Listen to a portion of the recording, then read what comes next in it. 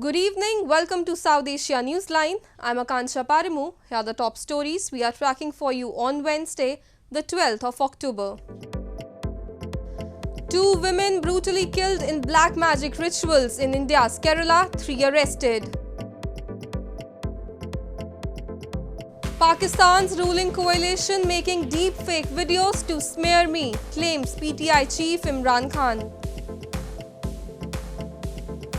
And US slaps new sanctions on Taliban over treatment of women. And now for all the details. In a bizarre case of alleged human sacrifice, two women were brutally murdered in black magic rituals in India's southern Kerala state. Police said on Wednesday that 3 persons, including 1 woman, have been arrested for allegedly luring and killing the women.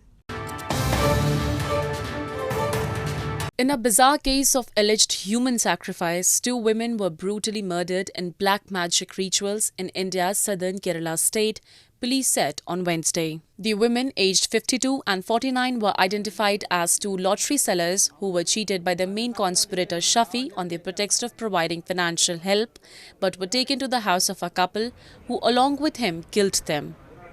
Shafi had made fake Facebook profile using the name of a woman and managed to convince the couple to offer the women as human sacrifices in order to improve their financial condition. The victims' bodies were cut into pieces and buried in the backyard of the house where the crime was committed. They were given a false promise of a financial help. She was taken to the same house with the same couple. She was done to death and cut into pieces and buried.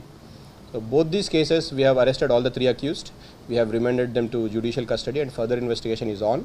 A court on Wednesday sent the 3 accused to a 14-day judicial custody until October 26. False notions and fallacy guide the lives of illiterate people, mostly in India's rural areas, where superstitious people perform sacrifices of different kinds because of their religious beliefs. Authorities in India have stopped the production of cough syrup at a factory of Maiden Pharmaceuticals, a state minister said on Wednesday, after a WHO report said that the medicine may be linked to the deaths of dozens of children in Gambia. The minister said authorities inspected the factory near Sonipat town and found 12 violations of good practices.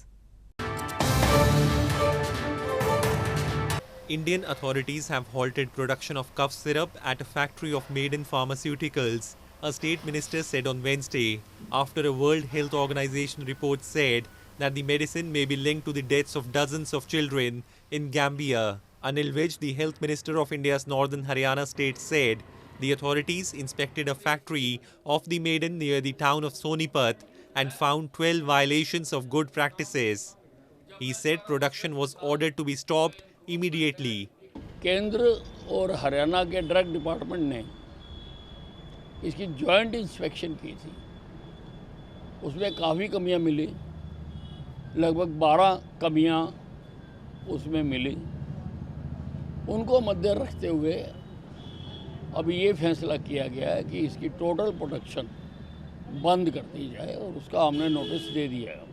The WHO said last week that laboratory analysis of 4 Maiden products had unacceptable amounts of D-ethylene glycol and ethylene glycol, which can be toxic and lead to acute kidney injury.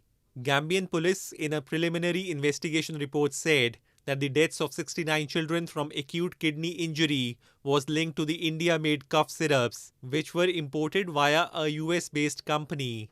It is one of the worst such incidents involving drugs from India, often dubbed a pharmacy of the world. In news from Pakistan, Pakistan's Opposition PTI party chairman Imran Khan has accused the ruling coalition is making deepfake videos to malign him and his party to stop his revolution. Khan said that the time is near when he will announce a massive long march against the government. Pakistan's former Prime Minister and Opposition PTI party chief Imran Khan on Tuesday claimed that the ruling coalition was making deep fake videos to malign him and his party. During a political gathering, Khan said political rivals had now resorted to doctoring his videos with the help of high-tech deception to incriminate him with the fake depictions in the video. He also referred to the recent audio clips leaked on the social and mainstream media and said that he will go to court for an inquiry into the audio leaks. Khan said that the time is near when he will announce a massive long march against the government.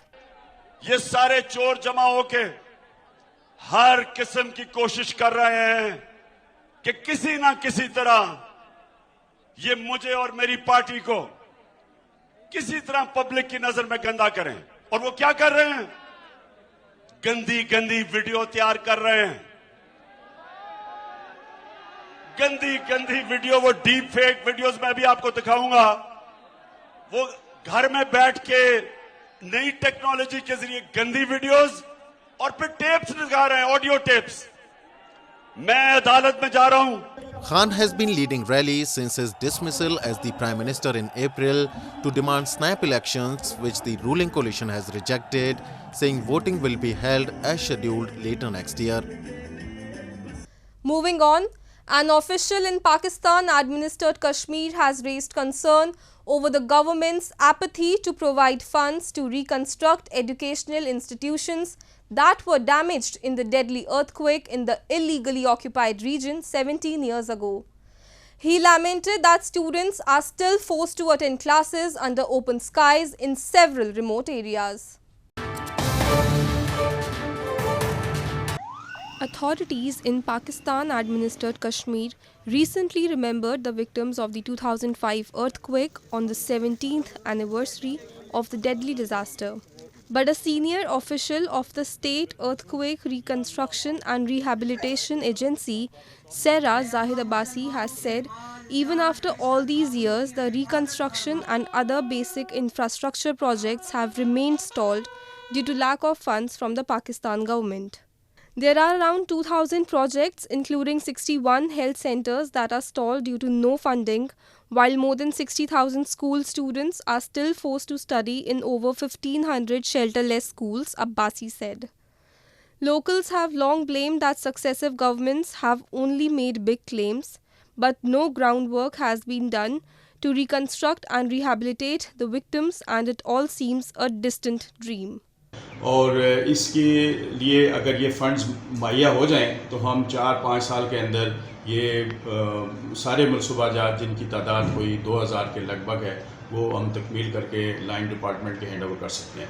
इसमें सबसे important बात यह है कि जो education sector है उसकी इमारत की तामीर जो है वो बहुत ही ज़रूरी है, क्योंकि 1500 से ज़ायद स्कूल जैसे मैंने आपको बताया जो शेल्टरलेस हैं और उनकी तकमील के ऊपर जो है वो ज़ाहिर है कि लोग उससे मुस्तफ़ीद हो सकते हैं, उससे एनरोलमेंट बढ़ सकती है, उसमें क्वालिटी ऑफ एजुकेशन बेहतर हो सकती है, क्योंकि इस वक्त जो हैं वो बच्चे शेल्टरलेस स्कूलों में हैं। Locals say a complete overhaul is required, but the government pays no heed to the dilapidated infrastructure. They accuse they have been at the receiving end of the discriminatory policies of Islamabad that has failed to provide even basic facilities to them. The United States has announced new sanctions against the Taliban, including restricted visas for the members of the group as punishment for their repressive treatment of women and girls in Afghanistan. US Secretary of State Antony Blinken said Afghanistan remains the only country in the world where girls are systematically barred from attending school beyond the 6th grade, with no return date in sight. The United States has restricted visas from being issued to current and former members of the Taliban, among other individuals, for repressing women and girls in Afghanistan. Secretary of State Antony Blinken made the announcement in a statement on Tuesday on the UN's International Day of the Girl Child. As a grim example, for more than a year, Afghanistan remains the only country in the world where girls are systematically barred from attending school beyond the 6th grade, with no return date in sight, Blinken said. After coming back to power in August 2021 following the withdrawal of US-led international forces, the hardline Taliban have barred girls from attending secondary school. The women's access to jobs has also been restricted, with a few exceptions, such as in the health sector. Moreover, they have made it compulsory for women to wear veil and be accompanied by a male family member when traveling. Meanwhile, UN Secretary General Antonio Guterres also said that the continued exclusion of girls from school in Afghanistan is deeply damaging to a country that desperately needs their energy and contributions. Blinken in his statement called on other governments to join the US in taking similar actions and to continue to underscore a collective message that only a government in Afghanistan that protects the human rights of every individual could be considered legitimate. People in Bangladesh were hit harder by food and non-food inflation over the last 2 months, with the overall inflation surging to a 10-year high of 9.52% in August. The Bangladesh government released the collective data of 2 months on Tuesday, ringing alarm bells. Inflation in Bangladesh accelerated to 9.52% in August, the highest in 10 years, mainly driven by higher food prices, the Bangladesh Bureau of Statistics reported as it released the data of 2 months together on Tuesday. Data showed that food inflation soared to 9.94% in August, the highest since April of 2012, and eased slightly to 9.08% in September, Planning Minister M.A. Manan said. Non-food item inflation, however, increased to 9.13% in September from 8.85% in August, the data showed. Due to higher food prices amid uncertainties stemming from the Russia-Ukraine conflict, Manan said inflation has been on an upward trend over the past several months in Bangladesh. He stressed the need for bolstering food production domestically to rein in soaring food prices. In June, the country unveiled a record about $70 billion national budget for the 2022-23 fiscal year starting in July, and the government said it is committed to containing the rising trend of inflation by addressing inconsistencies between supply and demand. According to the budget proposal, Bangladesh is targeting an average inflation rate of 5.6% in the new fiscal year.